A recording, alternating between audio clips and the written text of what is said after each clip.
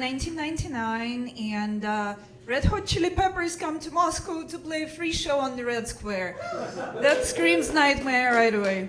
I'm not a fan of crowds, so I asked two of my male friends to come with me. I say, look, I'm a bit claustrophobic, so if people that I don't know squish me from both sides, I'll die. So I walked to Red Square that day, and I get two messages from both guys saying, sorry, we cannot make it. So when I make it to the square, I start welling up, thinking that I am all by myself in a crowd. So when I come to the gate, there is a bunch of police, and they tell me, sorry, you're late, we cannot let you into the square. And that's when I break down crying. What? I was really dreaming about this moment. And then I think on my feet, okay, I'm crying, I feel hysterical. I come up to a policeman and I say, sir, my son is over there. He's only 3 years old, and he ran away from me, and he's there in the crowd. I really have to find him. I didn't have a son. I still don't have a son. So the policeman says, oh my God, I'm so sorry, let me help you. So he opens the gate, he drags me in, he walks me through the crowd, and he's like, look to the left, look to the right, where is your son? Let's find the kid. Oh my God, how did this even happen? And I'm like, oh God, this is just such a terrible karma for myself. How could I even do this? I feel so ashamed. So in the end, we come almost towards the stage, and I'm like, oh, that's lucky, because he's a policeman, so he breaks through the crowd. And finally, I see some guy standing by the stage with a little kid on his shoulders, and I'm like, it's time to get rid of the policeman. So I say, oh, here's my husband and my child on his shoulders. All good. Thank you very much. So he leaves, and I'm like, I'm a terrible person. What a terrible, terrible life. And of course, as it happens with karma, it strikes back right away. That festival was the last time audience were allowed glass bottles, because what they were doing, they would finish drinking and just throw it, and there was broken glass everywhere.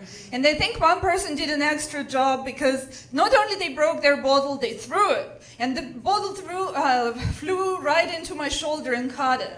So suddenly I'm standing there bleeding and thinking, well, yes, karma strikes back.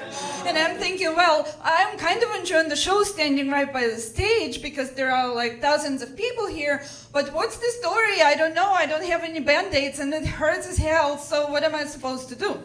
And to give you a little bit of a political context, in 1999, Yugoslavia bombing, and the US was not a very popular country in Russia at the time. It's vice versa now, unfortunately.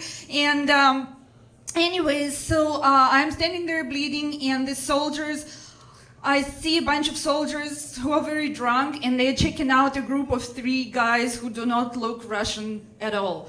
One of the drunk soldiers comes up to me, and he's like, hey, you look like one of those people who speaks languages. Can you listen? What language do these guys speak? And I'm like, okay, listening for a minute. English. Are they Americans? And here I understand, okay, I absolutely cannot tell the soldiers if they are Americans. I should shut up and just like pretend they're not, because I know where it's going. So the soldier said, okay, tell me. So I come up closer to the guys, of course, neutral American accent, and definitely not Australian, not British. So I come back and I say, they're Australian. I'm pretty sure they're Australian. And the soldier is like, nah, look at them, they look American. And I'm like, how do you know? Anyways, the atmosphere is still very, very unfriendly, and there are about 10 of those soldiers, and they keep staring at the guys. So there is nothing else to do but to come up to the guys and tell them, for me, guys, I'm so sorry. They're like, wow, you're a bleeding lady. I'm like, yeah, I know, but I have to tell you, these Russian soldiers are going to beat the hell out of you. Let's run. They're like, what? We work at the American Embassy. We came to watch the show. Like, what's happening? I'm like, well, there is now like this general anti-American hate in Moscow. Don't let me tell you the whole story. Let's run. Run! And so we break through the gate and run out. I'm like, we can watch from elsewhere. And I hear the Russian soldier screaming in my back, traitor, traitor!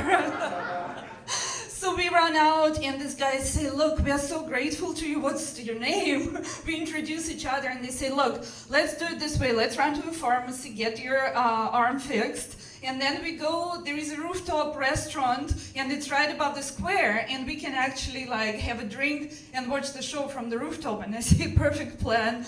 We ran to a pharmacy, get my Band-Aids, get to the top of the restaurant, and the moment we get to the top, Red Hot Chili Peppers start playing their most famous album, so we're in a perfect situation.